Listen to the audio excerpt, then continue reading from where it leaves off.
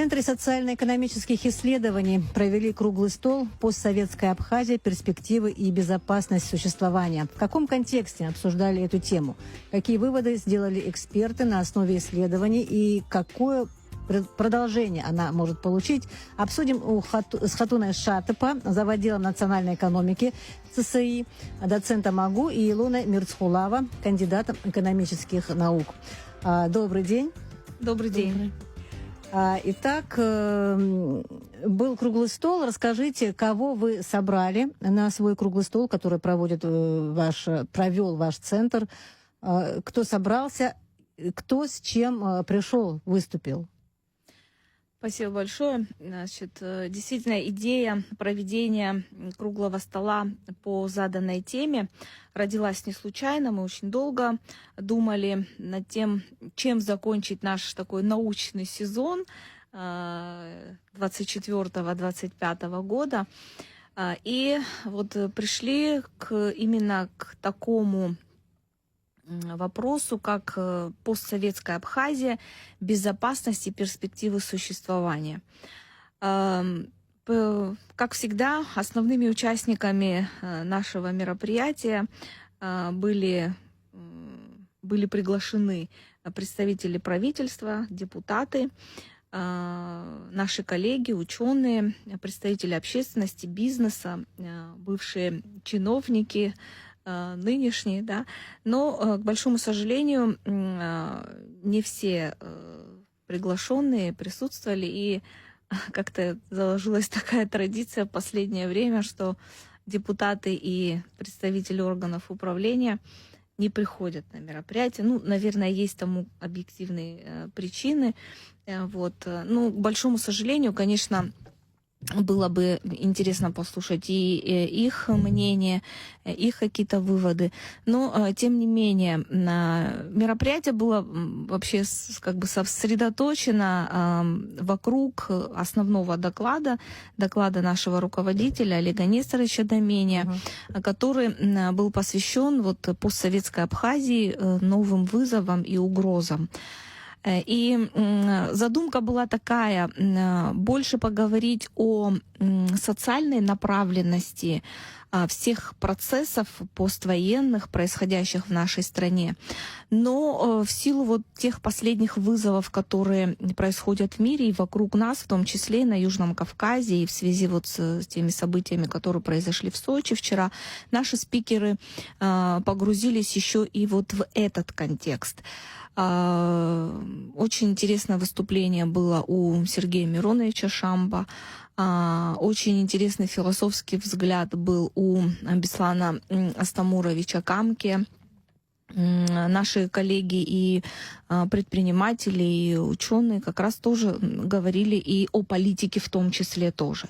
Вот. Но, знаете, так, круглый стол получился очень разнонаправленным, потому что вопросы безопасности, они волнуют, знаете, все наше общество.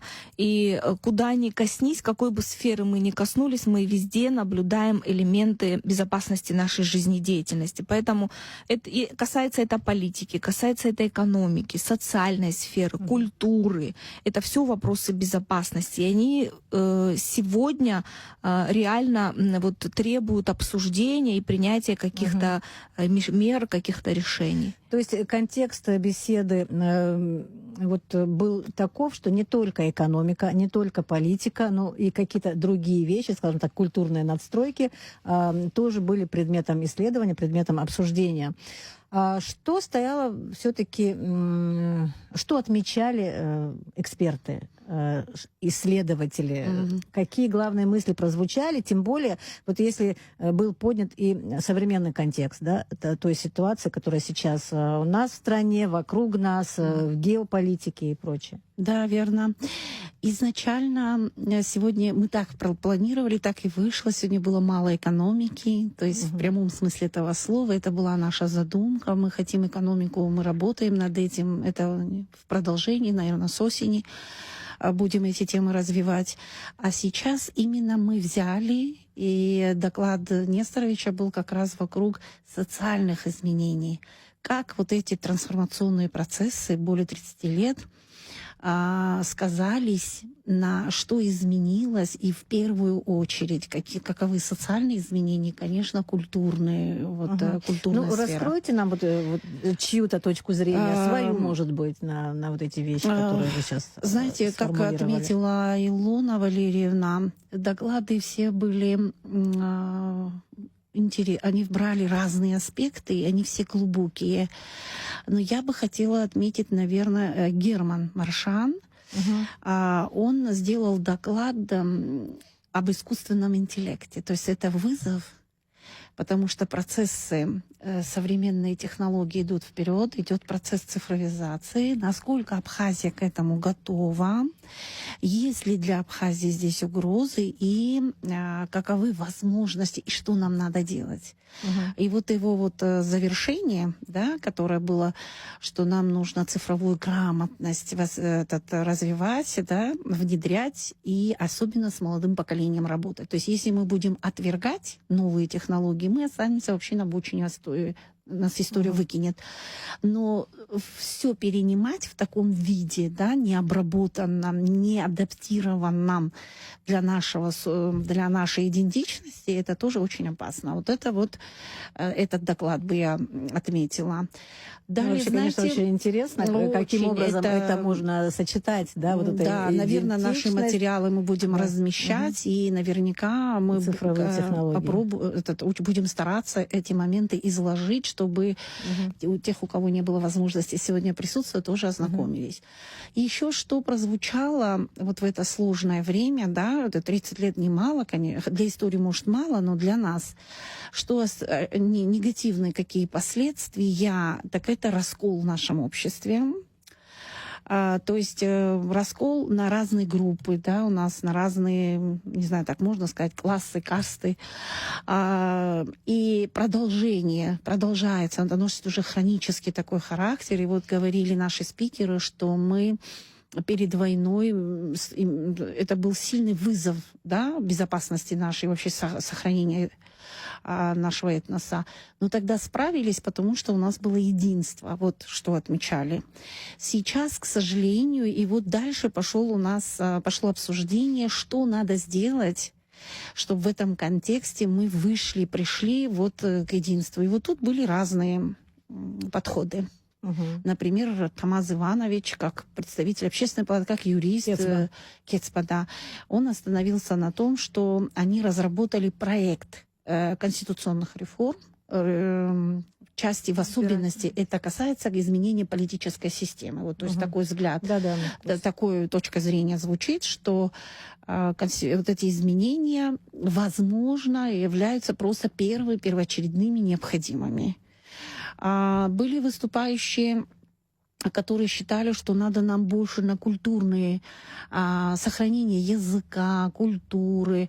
Сегодня говорили даже о стандартах образовательных, то есть образование как вообще базовое, да, для перспективы развития любого государства. Образование — это, конечно, основа основ. Но они не противоречили друг другу. Другое дело, конечно, готовых сейчас ответов, и вот мы будем это еще обрабатывать, еще проводить апробации. Это еще не факт, что к общему знаменателю, чтобы привести, надо, наверное, еще будут продолжены эти обсуждения, и будем слушать других ученых, коллег, и дополним нашу тему. А вот мне интересно название темы «Постсоветская Абхазия». То есть наша вся Абхазия, понятно, что постсоветская. Почему так сформулировали название темы?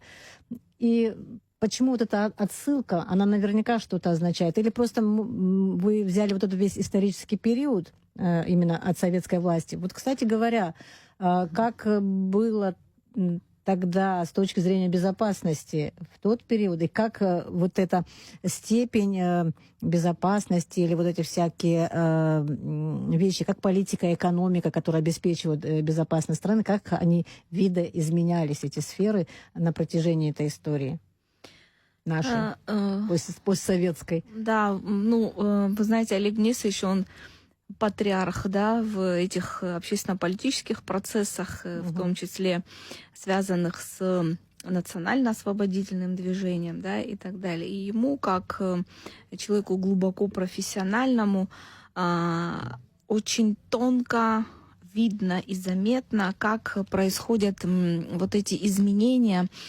происходящие в нашей стране.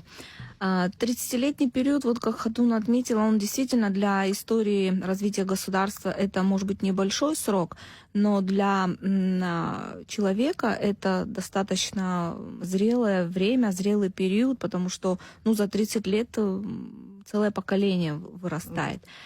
Более того, за новейшая современная история Абхазии, вот эта 30-летняя, да, поствоенная, постсоветская, она уже в себе наметила определенные этапы развития.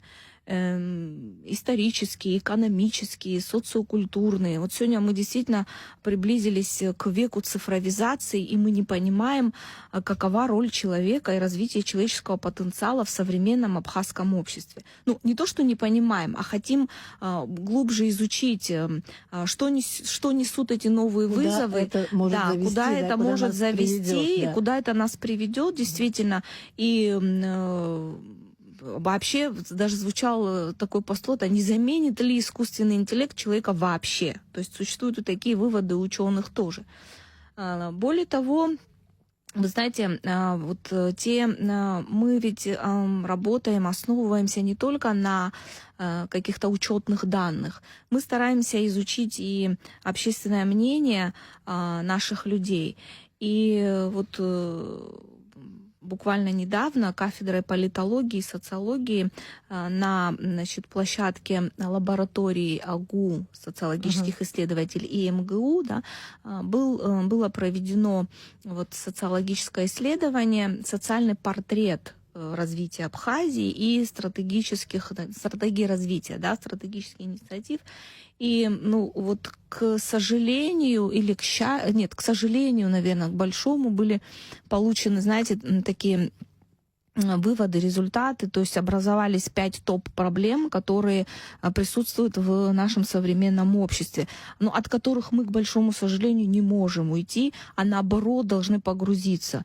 На первом месте наркомания, на втором месте низкий уровень заработных плат, на третьем месте, как отмечают респонденты, по данным исследователей, это коррупция и взяточничество, на 4-м месте рост цен, и так далее. То есть это действительно те вопросы, которым необходимо уделять внимание. Это изучение этого общественного мнения, это, знаете, настолько важно, потому что у нас же небольшое общество, и мы очень хорошо знакомы друг с другом, мы хорошо знаем по родственным связям, по каким-то коллегиальным, и принимать решения вне контекста общества у нас не всегда принимается этим обществом, поэтому общество требует и от наших руководителей их участия во всех социально-экономических процессах, которые происходят в нашей жизни. И, наверное, это правильно, потому что это дает возможность взаимодействовать. Это дает возможность чувствовать себя принадлежным к этому обществу. Мы коснулись также, знаете, вопросов демографического развития в самом конце, потому что это, на наш взгляд, это основной момент, основной аспект нашей безопасности. И озвучены были, знаете, такие, очень возмутительные цифры, исходя из данных официальной статистики относительно количества браков, разводов, не говоря уже о рождаемости. Поэтому этим моментам, безусловно, нужно уделять внимание. Потом, знаете, социальная сфера и влияние социальной защиты населения, социальной политики, социально-экономической политики в нашей стране, как ничто иное отражает уровень и качество жизни нашего населения. А это заметные вещи, над которыми нужно работать. Это все, конечно, и косвенно, и прямо касается темы темы и сферы безопасности нашего государства. Мы не так много времени. Хочу слово предоставить Хатуне Шатыпа. Мне интересно все-таки, какие выводы на основании вот выступлений в ходе круглого стола сделали участники. И, конечно же, может быть, будет какое-то продолжение этой темы. Да, однозначно работа будет продолжена, потому что какую бы тему мы ни взяли, да, ту же демографию, ту же безопасность, они же многовекторные, их надо исследовать более глубоко. Но основной вывод, посыл такой был, что геополитические вызовы Абхазия не может повлиять, да, но внутренние процессы и к этим геополитическим вызовам Абхазия должна быть готовой. Вот самый, на мой взгляд, что сегодня самое основное отмечалось. Каким образом? Вы знаете, я может быть, нет, я согласна, но хотела бы внести коррективы. В плане, что маленькая Абхазия не может повлиять на геополитику. Вы знаете, маленькая, раненая, никем не признанная республика Нагорный Карабах, она выступала таким-то цементирующим, занимала такое важное место в Закавказье, что как только этой республики маленькой не стало, сразу Соединенные Штаты Америки уже начали говорить, это сегодня отмечали наши специалисты, зангезурский этот коридор, что это назвали теперь мост Трампа, и тут же сразу американские, то есть и турецкие интересы тут же объявились. То есть Абхазия... Кстати, казалось бы, такое зернышко, а насколько оно значит? Также и Абхазия в плане того, что мы маленькие, но по масштабам, но географически, геополитически мы так расположены, что совсем прямое влияние не можем, но очень важный сегмент мы занимаем. И вот здесь взаимоотношения России и Абхазии, как стратегическое взаимодействие, да, в вопросах безопасности, что другого пути у нас нет, и что Россия сегодня ведет очень сложные ситуации в плане того, что Запад и США продолжают вести свою такую антироссийскую политику. И в этом контексте мы определились, мы знаем, на чьей мы стороне, и вместе нужно двигаться. Общий вектор у нас направлений в сфере и безопасности, и культуры, и экономического развития. Я так понимаю, что продолжение будет уже с экономическим упором после каникул. Нет, сейчас сразу у нас тема, мы вокруг этого думаем, все зависит от того, какие специалисты, спикеры, ведем переговоры. Тут Южный Кавказ сейчас как-никак очень остро, а мы являемся частью Южного Кавказа, и делать вид, что эта тема сейчас... не актуально, нельзя, она выходит, потому что это касается, это экзистенциональные вопросы вообще. Поэтому ближайшее, наверняка, мы планируем на нашей площадке провести именно обсуждение, что же все-таки происходит на Южном Кавказе, что меняется, какие возможные сценарии развития, как Абхазии сюда вписаться. Такое. А уже с осени, конечно, тут сегодня тоже, кстати, отмечали, раз мы экономисты молчим, что экономика это главное. Да, конечно, экономика главная, но сейчас вопросы безопасности выходят на первый план. Спасибо вам большое. О том, как прошел круглый стол ЦСИ по теме «Постсоветская Абхазия. Перспективы и безопасность существования», мы говорили с Хатуной Шатыпа, зав. Отделом национальной экономики Центра социально-экономических исследований, доцентом МАГУ, и Илоной Мирцхулава, экономистом. Спасибо большое.